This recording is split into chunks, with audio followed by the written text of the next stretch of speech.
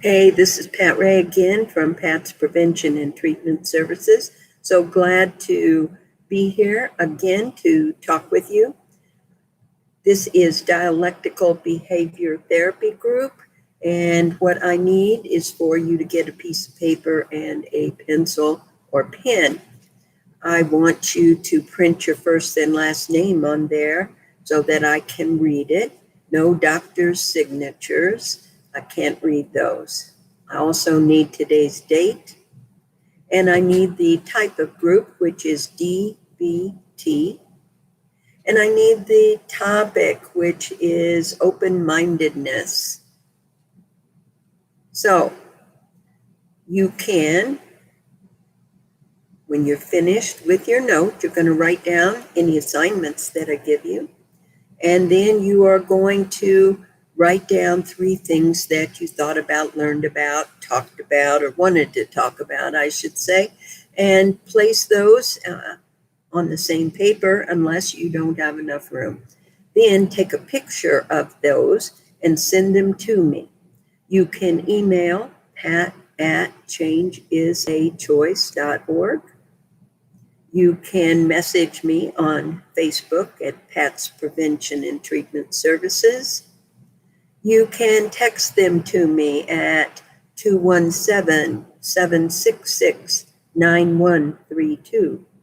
You can come to the office and drop them off 9 to 1, Monday through Friday, or 5 to 6, Monday through Friday.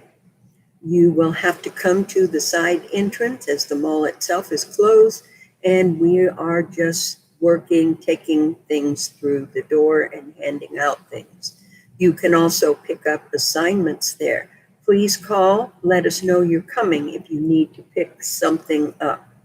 You can pay for your sessions through the door also, bringing exact cash. You can also pay over the phone at 217-954-1128 or 217-766-9132.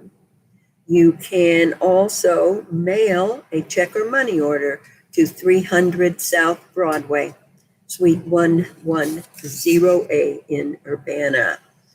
Okay, hope to hear from you. I enjoy reading your responses.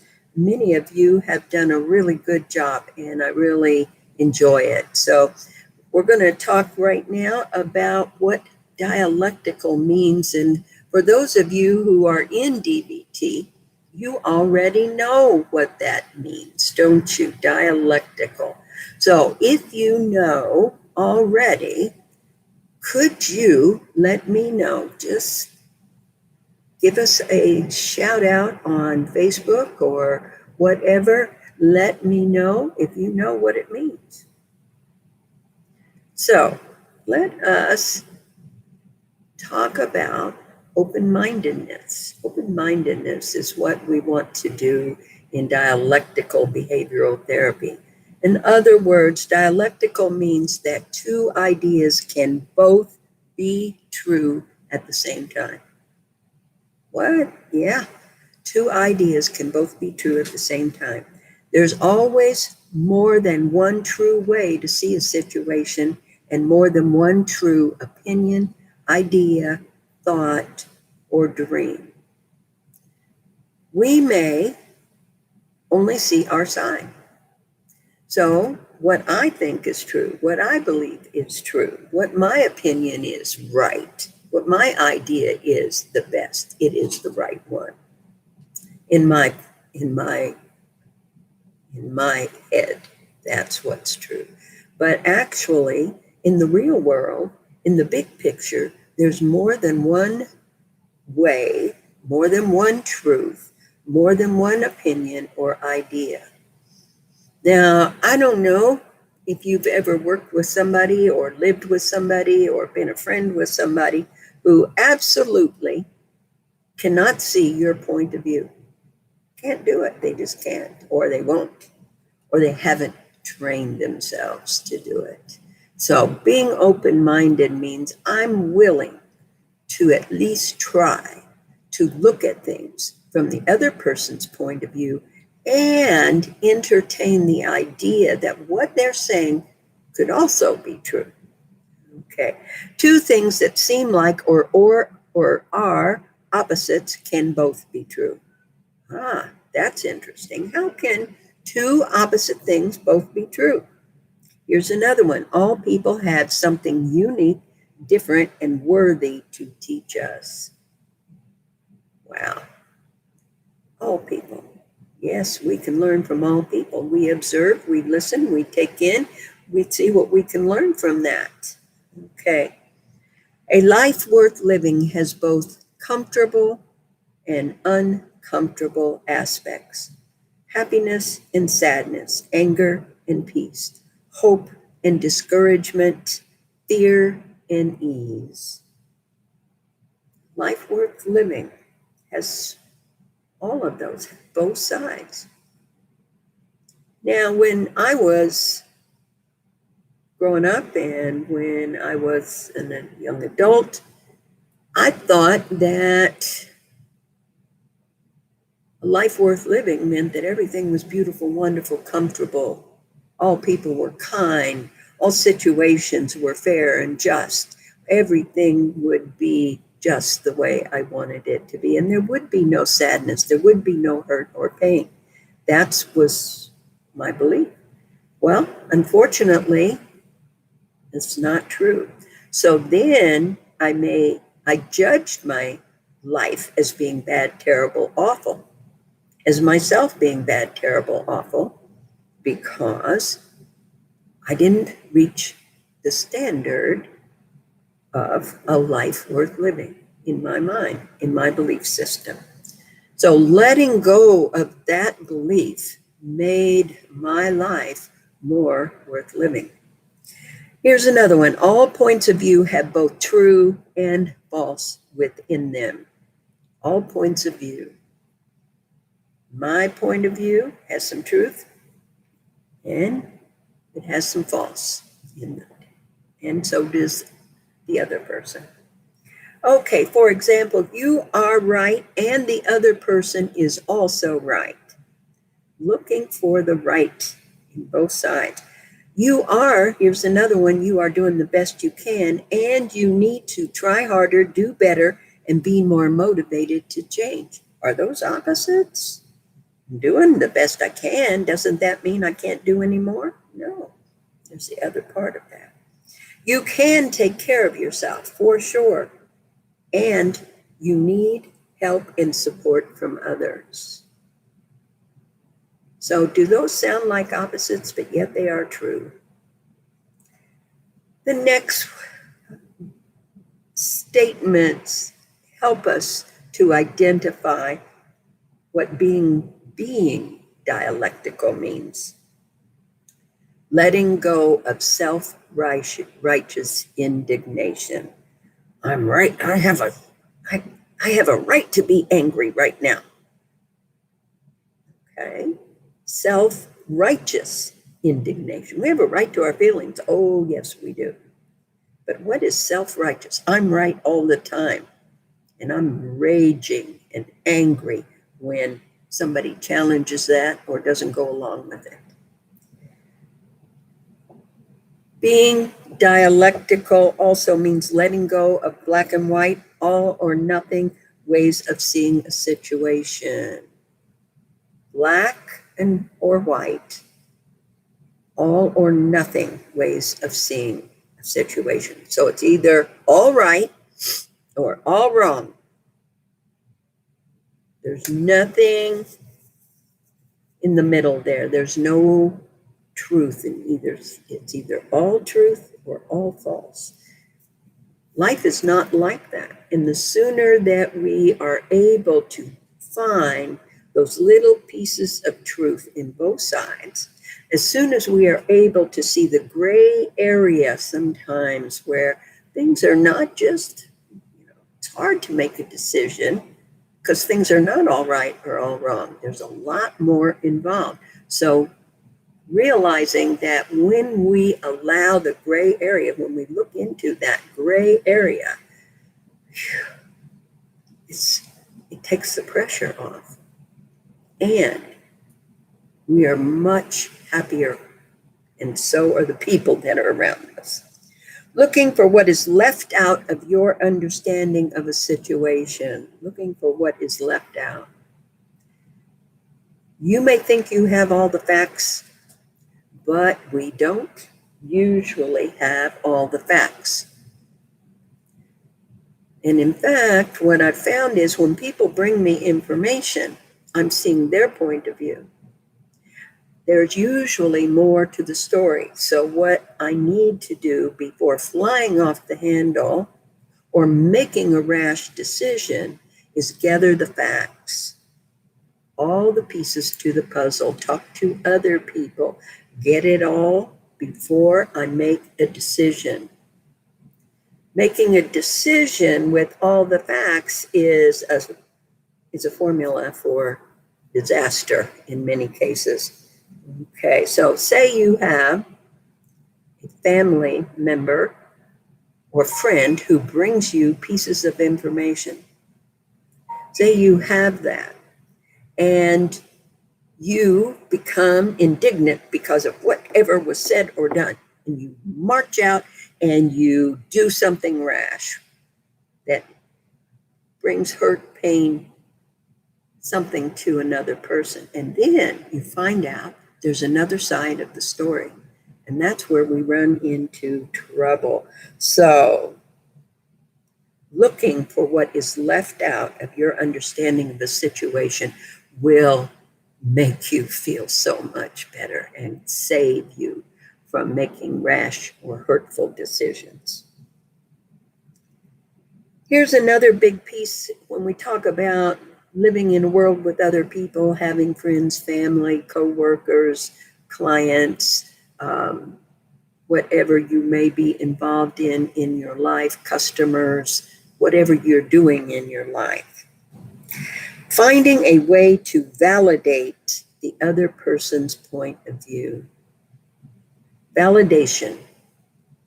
We're going to talk a little more about validation in this program, but validation is that feeling or that behavior that someone does that says, you know, I get that. I understand where you're coming from on that point. You feel heard. You feel understood. That's being validated. Validating yourself. Hey, I do feel this way. I do think this way. Validating self. Validating others. So finding a way to validate the other person's point of view.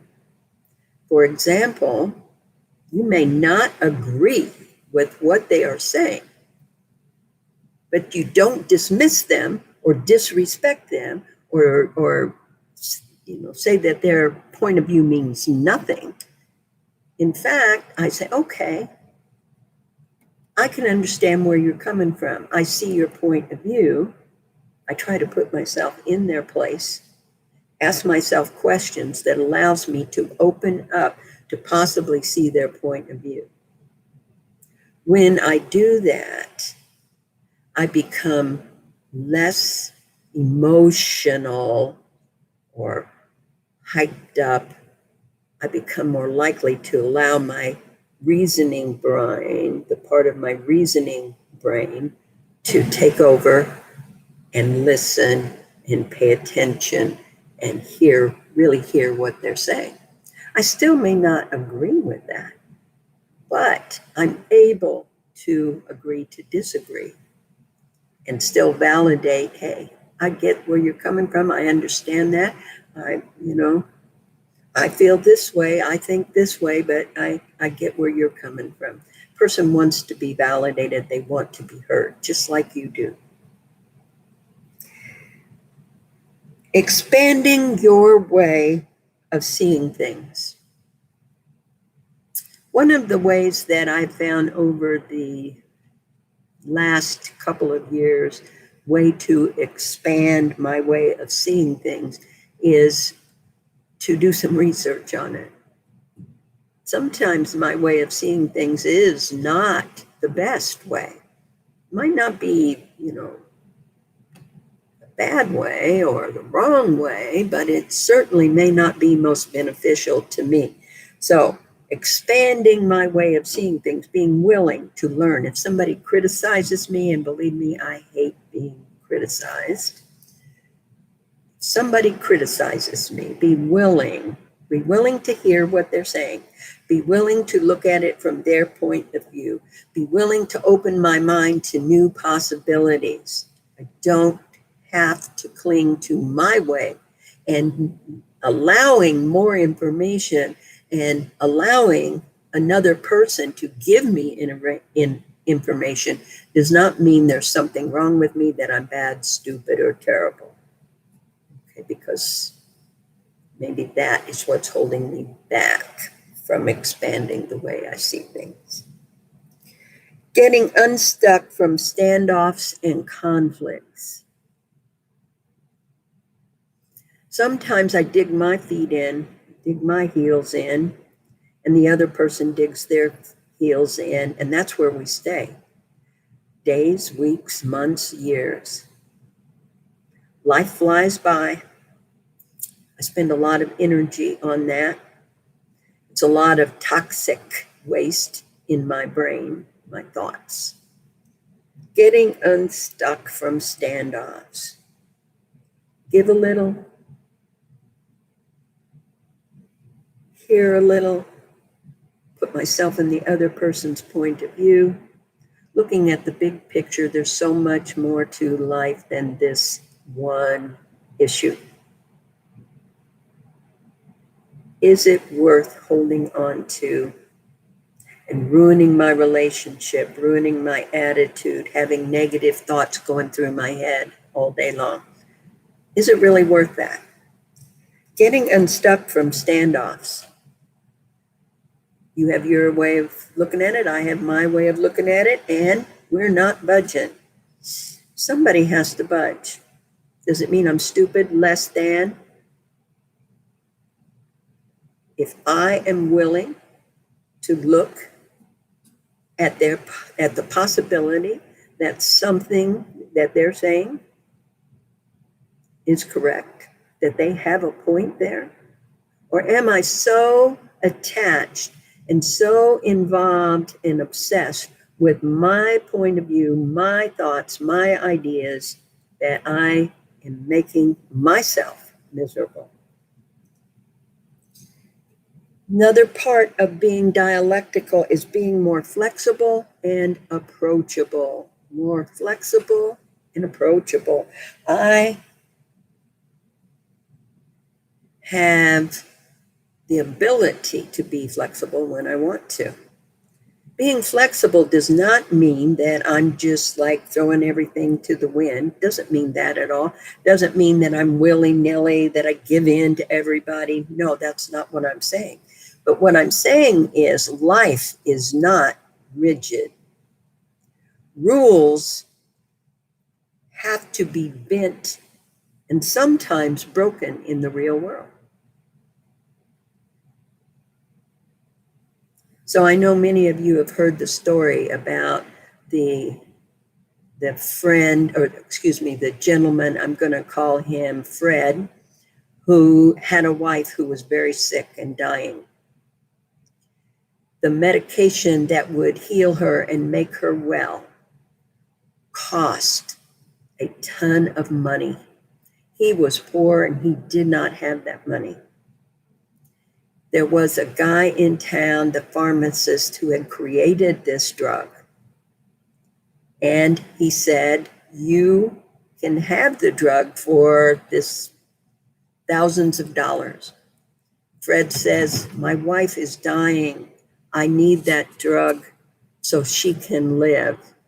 And could you please let me have the drug? I will do whatever I can to pay you back, to work it off, to do whatever. Would you please give me the drug so my wife will live? And the pharmacist says, nope, you give me the money or you don't get the drug. So Fred leaves. He's very despondent. He loves his wife. He doesn't want to lose his wife. So that night when the pharmacy closes, Fred breaks into the pharmacy and steals the drug and gives it to his wife. And she gets well, she gets better. What happens then is the pharmacist who created the drug is outraged and calls the police and has Fred locked up. Okay, so I ask you, let's look at rigid rules. The rule is you pay for the drug or you don't get it. But your wife dies or your husband dies or whatever. So what do you say? Could the pharmacist have been more flexible, or was he correct in not bending at all? So those are some thoughts. Okay. Avoiding assumption and blaming is another big one. So I want to just touch on that, and then I'll wrap up this morning. Avoiding assumptions and blaming. When I assume that I have all the information, when I assume that I am right, then I lash out or I accuse other people. Or blaming. I blame others for my mistakes or for situations that had nothing to do with them. Dialectical means don't do that, avoiding that at all costs. One of the things I found is a lot of times I assume things and it comes from my distorted thinking. And some of that is my thinking that I am always right, that I would never make a mistake. And therefore, if there are mistakes, I blame it on others. Okay, those are just a few of the pieces I want you to write down. Anything that I've talked about, especially what dialectical means, and tell me if you are using any of those already. Are you being dialectical, or are there some that you would be willing to try? Think about what we've talked about. You might have to play through bits of this again. So pay attention and write down your thoughts on being dialectical and return those to me. I have a cat back here. I'm sorry. Tail. All right. Okay. All right. So please give me that progress note. And I hope that you have a great day. I hope that soon, someday, we will be face to face in the flesh once again. Bye-bye. If you are